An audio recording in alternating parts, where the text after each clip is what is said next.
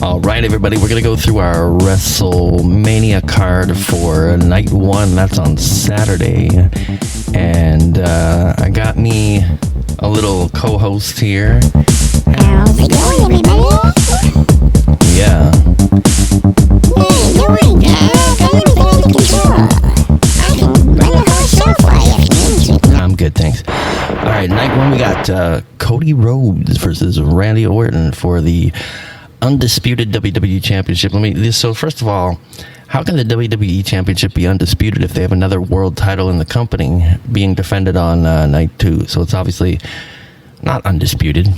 Cody, I've never really cared for as a babyface, right? Like, he's much better as a heel because he kind of has that whole pretentious, like, what kind of babyface comes out wearing, like, $1,000 suits, looking like that, pretentious fake bleach blonde hair, trying to be like his daddy? Never worked. So my idea for this one, because if you haven't been watching the show, Randy Orton was on the phone with somebody and they were trying to bring out his darker side, which, by the way, Aleister Black had been trying to do for a while, and then they dropped all that. But anyhow, moving along, the person on the phone ended up being Pat McAfee. My idea was to have it be William Regal, because he did say in the episode wrestling has more than one royal family, so everyone was speculating it could be Ted DiBiase Sr., Ted DiBiase Jr., Arn Anderson, Ric Flair. Lots of things made somewhat of some sort of sense.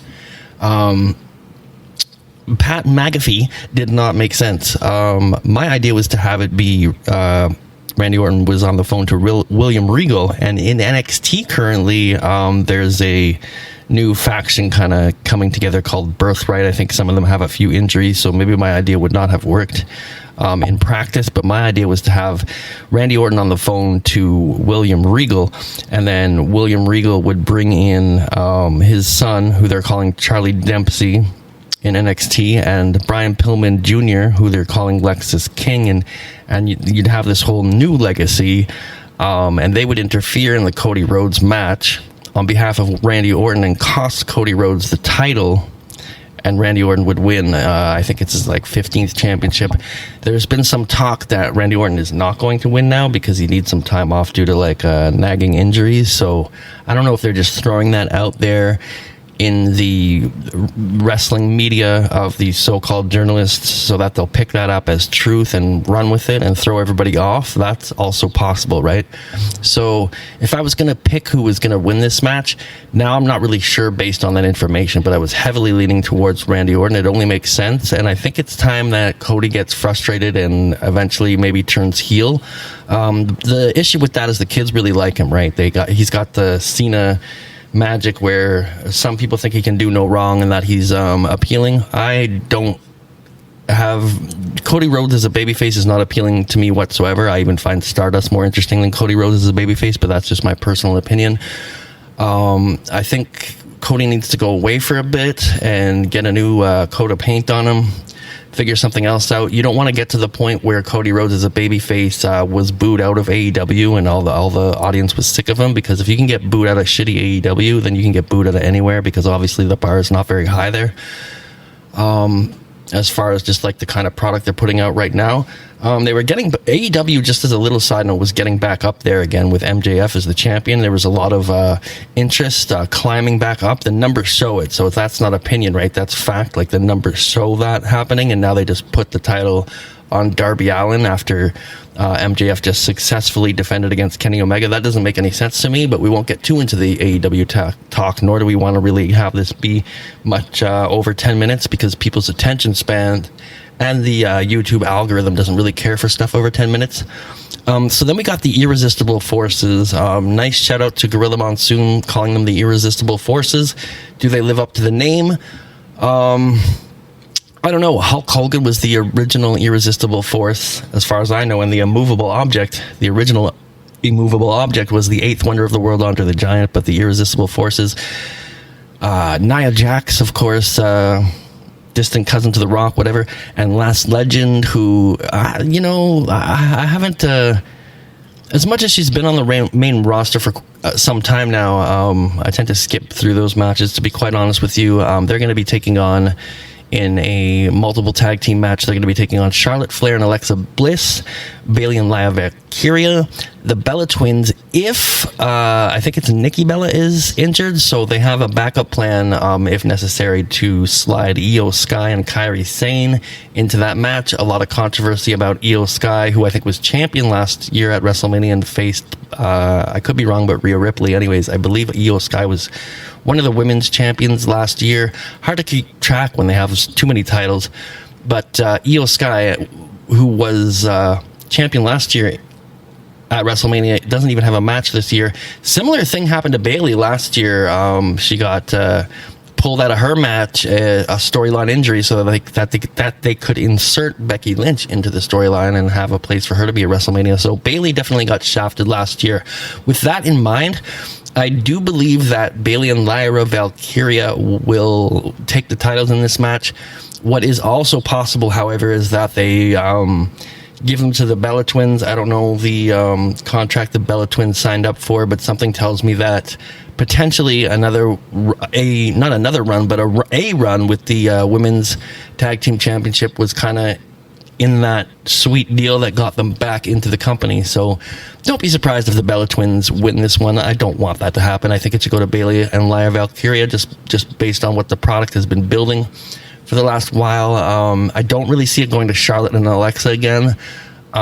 Maybe Charlotte and Alexa, it's time for them to split off, but they do need I suppose they need some teams in this women's tag team division. After WrestleMania, we will also see more people come up from NXT.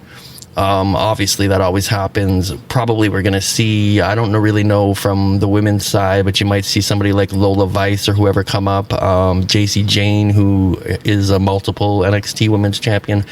You'll probably see Joe Hendry from NXT, and before that TNA come up. I think he's about ready. I think they've got plans for him. I don't think they're going to leave him out there too long. Anyway, we're not really letting Banana chime in too much here, but I think that was just a joke anyways.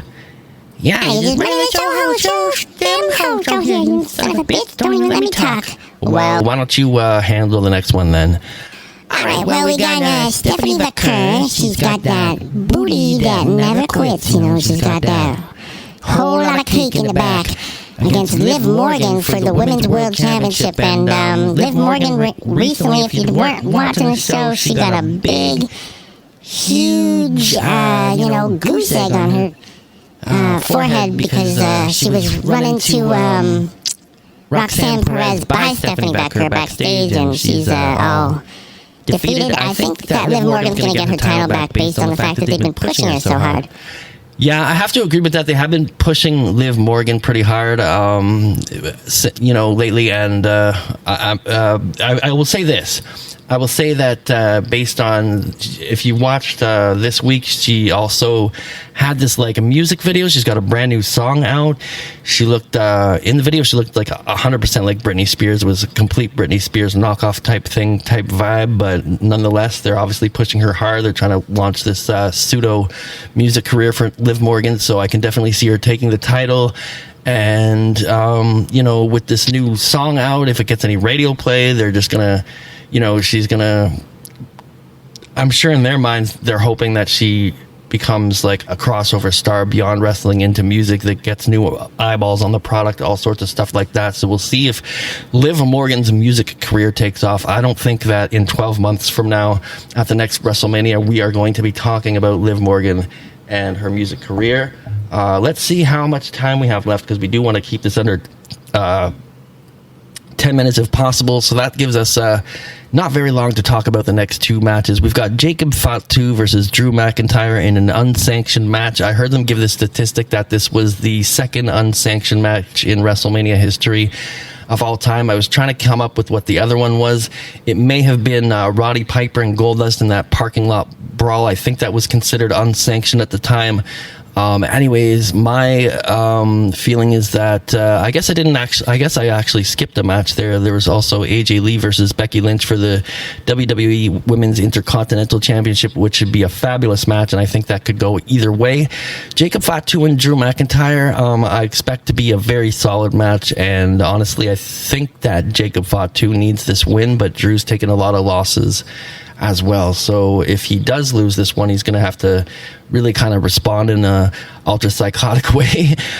This is probably going to go a little bit over 10 minutes now. I'm not sure what we're going to be able to do about that, especially when I tack on like an intro and an outro. So the Vision, Logan Paul and Austin Theory taking, and I Show Speed, so two YouTubers and Austin Theory taking on the Usos and LA Knight. I honestly, all I can say is I wouldn't call this a filler match. Lots of talent in this match, but the Usos deserved better. I think LA Knight did as well, and now they're in this like thing with Logan Paul and Austin Theory and I Show Speed. So this was just like kind of I would call this match like an attraction match with celebrities that they're trying to pull at different eyeballs in. So I understand why it's placed there. I don't have a lot of interest in it. I think you'll probably see the Usos and LA Knight take the win there, but the thing is that it really depends what kind of story they're trying to build, and the Vision does need kind of a win because the Vision is full of members that are injured and looking kind of weak lately. So you'll see something happen, and I don't think the rivalry with all these people involved is going to end quite soon. As of yet, they've kind of paired up the Usos and LA Knight together, and I Show Speed, you may see him on the Raw after Mania, but I don't think he's sticking around long term. Logan Paul and Austin Theory, it all depends again on what's next for the Vision in general. Maybe they'll stick together and do some things. Maybe they'll all go their own way. I think Logan Paul and Austin Theory are going to be in the Vision long term, but what is going to actually happen with the Vision, I'm not sure. Will Braun Breaker return and get involved in this match, and or Bronson Reed? That is also something that you really have to consider. And we'll be back with some Night 2 coverage here on Blatant Interference Wrestling Radio. Hope you liked the first episode dedicated to Night 1 of WWE WrestleMania 42.